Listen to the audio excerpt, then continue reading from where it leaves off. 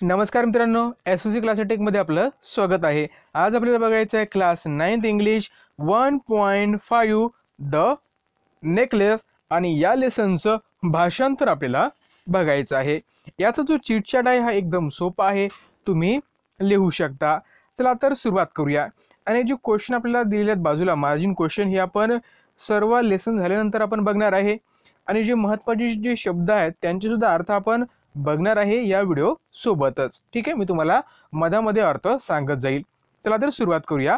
The necklace आणि part 1 आपल्याला बघायचं आहे।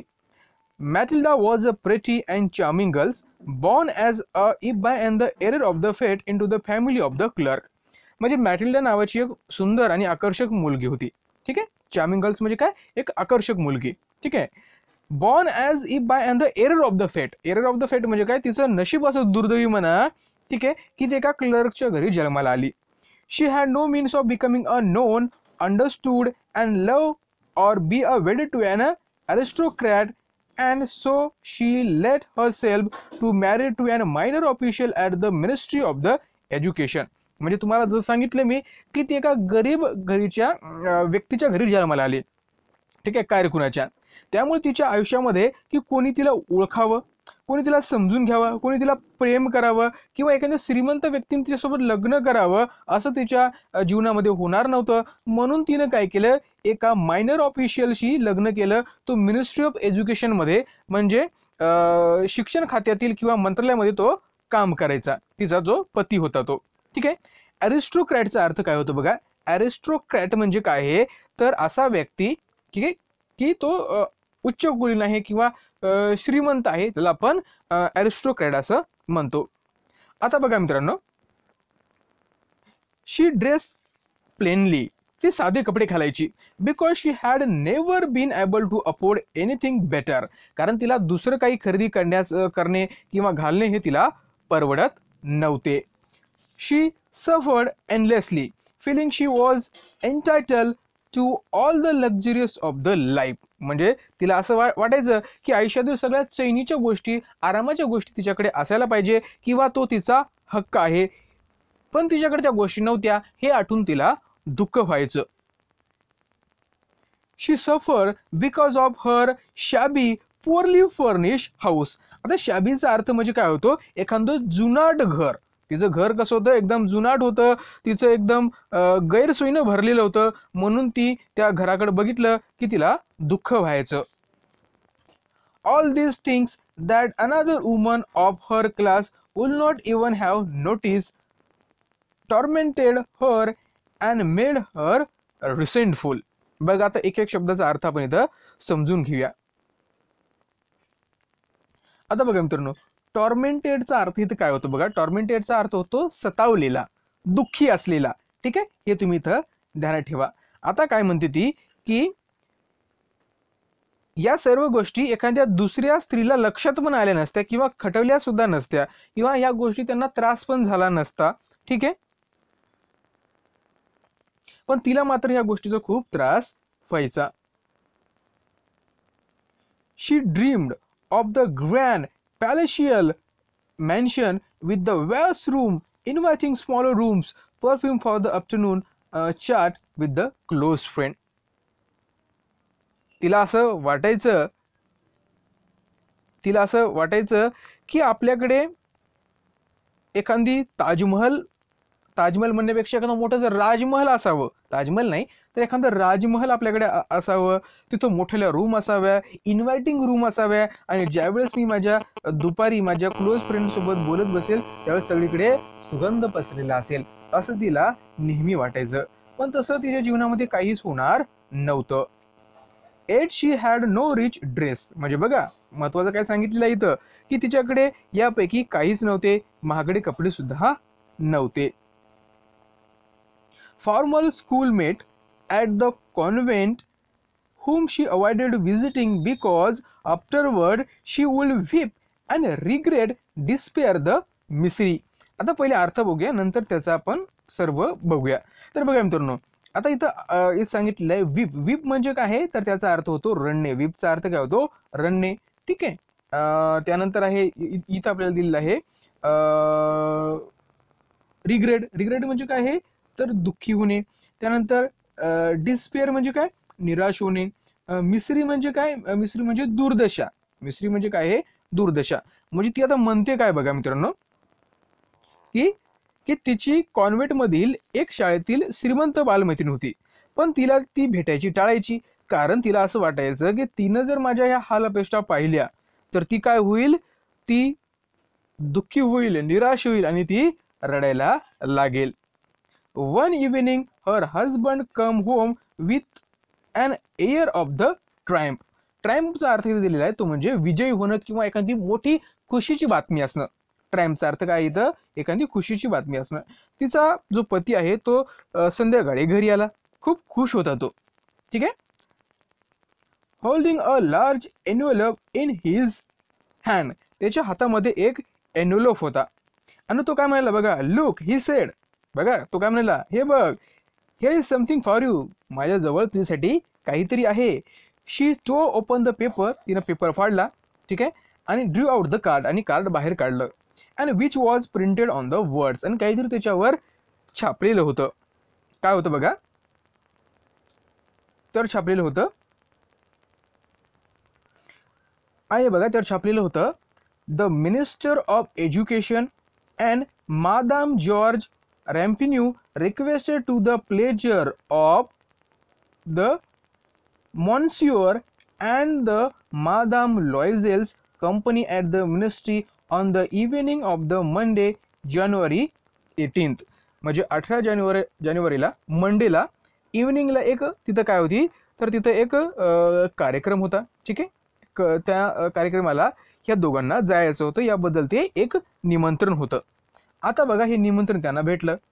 आता बघा मित्रांनो, इन्स्टेड ऑफ बिंग डिलायटेड म्हणजे तिला आनंद होण्याऐवजी as her husband had hope she threw the invitation on the table resentfully. आता बघा मित्रांनो, तिच्या नवऱ्याला असं वाटलं की तिला आनंद होईल, पण तिनं आनंद न होता तिनं ते कार टेबलवर फेकून दिलं. रिसेंटफुली, रिसेंटफुली म्हणजे निराशेने चिडलेल्या अवस्थेनं फेकून दिलं.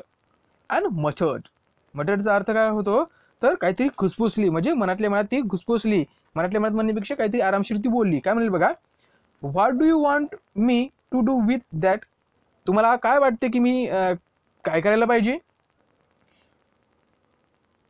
And what do you expect me to wear if I go. आणि जर मी तिथं जायचं असेल तर मी काय घालायला पाहिजे असं तुम्हाला वाटते, ती तिच्या पतीला म्हणाली. I hadn't thought that. तिचा पती म्हणतो ही हॅडंट थॉट ऑफ दॅट, म्हणजे त्यानं याच्याबद्दल कधीच विचार केला नव्हता. ही स्टॅमर्ड अँड वाय. आता बघा स्टॅमर्डचा अर्थ इथे दिलेला आहे ते म्हणजे अडखळत बोलणे. तो अडखळत बोलला का काय अशाबद्दल. ठीक आहे. The dress of you go to the theatre in it seems very nice to me. जो ड्रेस तू थिएटरमध्ये जाण्यासाठी घालतेस तो ड्रेस मला खूप छान वाटतो. तो असा तिच्या पत्नीला म्हणजे मादाम लॉयझेलला म्हणाला. ही स्टॉप स्टन. तो स्तब्ध उभा राहिला. Distress to see his wife crying. डिस्ट्रेसचा अर्थ होतो की निराश झालेला किंवा दुःखी झालेला चेहरा त्यानं पाहिला होता त्याच्या पत्नीचा. त्याच्यामुळे बघा आता काय होते, त्याच्यामुळे तो एका जागी स्तब्ध उभा राहिला. आणि ही शटर्ड म्हणजे तो काहीतरी कुजबुजला. काय म्हणाला बघा, फॉज द मॅटर. काय झालं. Let see Mathilda how much would a suitable dress a cost. त्याने विचारलं एखाद्या योग्य ड्रेसची किंमत काय असेल. तो चातरत म्हणजे एखाद्या गडबडत तो त्यानं त्याच्या पत्नीला विचारलं. She thought for a moment. तिनं काही क्षणभर विचार केला. Comparing the cost. ती हिशोब करू लागली. And also wondering that the amount she could ask for without an immediate refusal.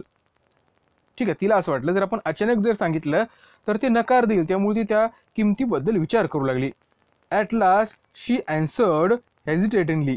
बघा हेजिटंटली, बघा त्यानं म्हणजे हेजिटंटली म्हणजे काय म्हणजे म्हणूया की तिनं थोडंसं किचकत उत्तर दिलं. काय म्हणेल बघा, आय डोंट नो एक्झॅक्टली. नक्की किती असेल हे मला माहीत नाही, but I think I could do it with a 400 francs. मला माहीत नाही किती असेल, पण 400 फ्रँकमध्ये ते जमून जाईल. ही टर्न अ लिटल पेल. आता पेलचा अर्थ इथे दिलेला आहे, ते म्हणजे काय आहे, निस्तेज होणे किंवा त्याचा चेहरा उतरणे. त्याचा चेहरा अचानक ही किंमत ऐकल्यानंतर उतरला. पेल म्हणजे काय आहे, चेहरा उतरणे. आता बघा इथे काय झाले.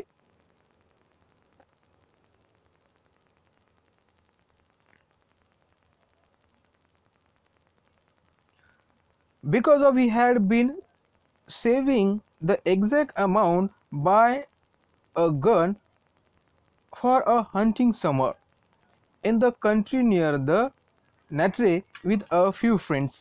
आता त्यानं काय केलं होतं माहिती आहे का, त्यानं काय केलं होतं तर त्यानं एक गन घेण्यासाठी, बंदूक घेण्यासाठी त्यानं तेवढेच पैसे, तेवढेच फ्रँक त्यानं जमा केले होते. हाऊएव्हर ही सेड, तो म्हणाला व्हेरी वेल, ठीक आहे, I can give you a 400 francs, मी तुला 400 फ्रँक्स देतो. But try to get the really beautiful dress, पण तू काय कर, नक्की एखादा सुंदर ड्रेस घेण्याचा प्रयत्न कर. The day of the party due near. आता काय झालं, पार्टीचा दिवस जवळ येऊ लागला. Madam Loisel seem sad. तरी पण जी मॅडम लॉयझेल होती ही सॅड दिसत होती, रेसलेस, निराश दिसत होती, अनेक्झियस वाटत होती. ठीक आहे, असं काय झालं. दो हर ड्रेस वॉज रेडी. तिचा ड्रेस असून सुद्धा, तिचा ड्रेस रेडी होता तरी पण ती निराश आणि थोडीशी परेशान वाटत होती. असं काय झालं बघा आता.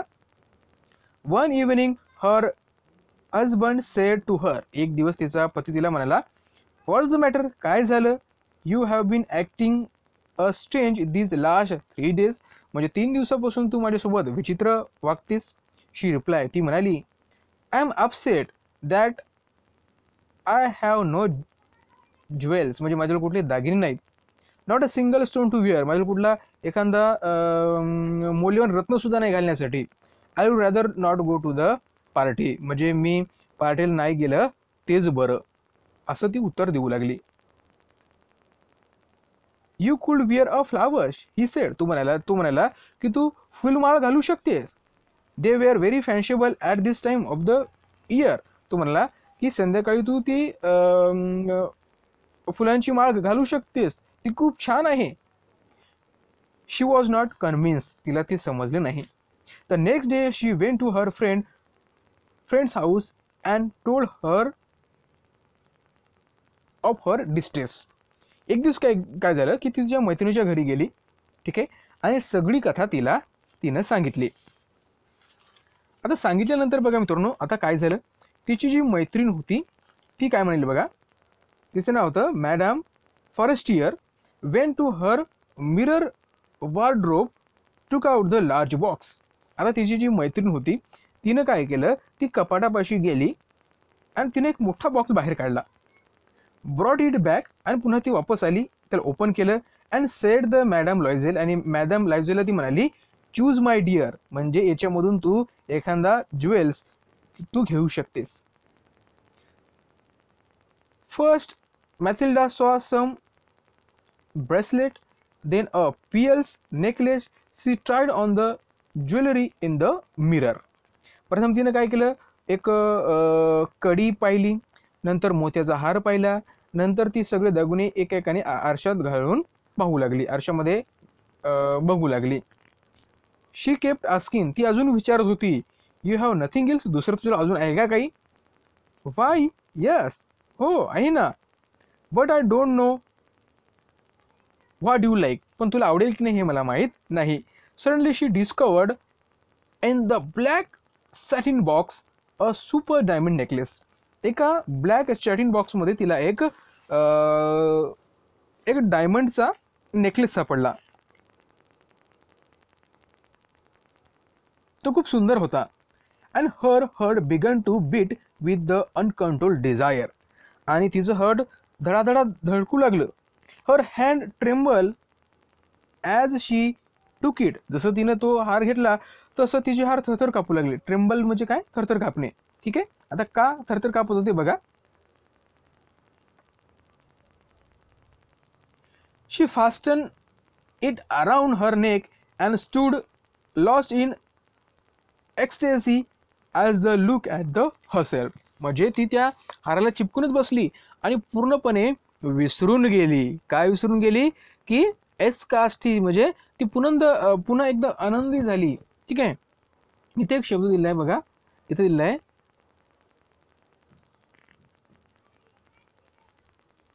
इथे शब्द बघा, हा शब्द एक्सटेसी. ठीक आहे, एक्सटेसी याचा अर्थ होतो की एकदम आनंदी होणे. ठीक आहे, ध्यानात ठेवा. त्यानंतर बघा मित्रांनो काय झालंय. Then she asked anxious hesitating, will you lend me this, just this. बघा ती काय म्हणाली. ती एकदम संकोचितपणे घाबरत तिने विचारलं की हा हार मला देशील का? Why yes of course. हो, का नाही देणार, नक्की देईल. She threw her arm around the friend's neck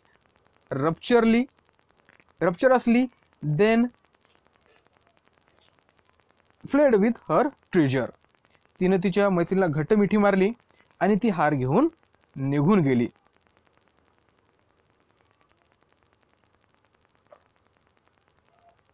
the day of the party arrived. पार्टीचा दिवस आला. Madam Loisel was success. ती पूर्ण सुंदर दिसत होती सगळ्या. ती यशस्वी झाली होती तिच्या कार्यामध्ये. She was prettier than all the other woman. सगळ्या स्त्रियापेक्षा ती सुंदर दिसत होती. एलिगंट, एलिगंटचा अर्थ आकर्षक दिसत होती. ग्रॅशियस, बघा ग्रॅशियस, ग्रॅशियस म्हणजे ती आकर्षक सुंदर दिसत होती. स्माइलिंग, हास्य तिच्या चेहऱ्यावर होतं. अँड फुल ऑफ जॉय, पूर्ण आनंद त्या पार्टीचा ती घेत होती.